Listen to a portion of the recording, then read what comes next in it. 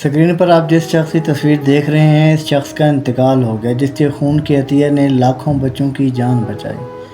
James Harrison, جو 27 دسمبر 1936 کو Australia میں پیدا ہوئے تھے، 3 مارچ 2025 کو وفات پا گئے۔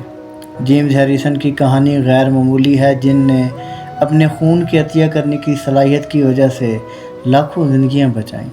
جب وہ 14 سال کے تھے، ان کے سینے کی بڑی ہڈی سرجری ہوئی جس میں انہیں خون کی ضرورت پڑی۔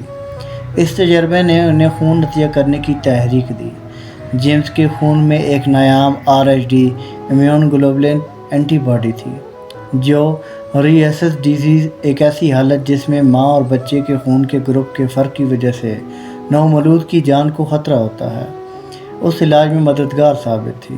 انہوں نے تقریباً 60 سال تک خون عطیہ کیا اور 1100 سے زیادہ مرتبہ پلازما ڈونیٹ کیا۔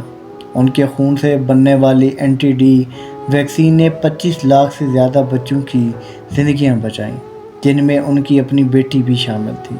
آسٹریلوی قوانین کے مطابق 81 سال کی عمر میں انہیں خون عطیہ کرنے سے روک دیا گیا۔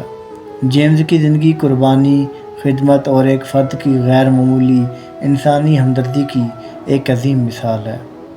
میں انہیں خراج تحسین پیش کرتا ہوں۔ اگر ویڈیو اچھی لگے تو لائک اور شیئر ضرور کیجیے گا۔ جزاکم اللہ خیر۔ سلام پہنچے۔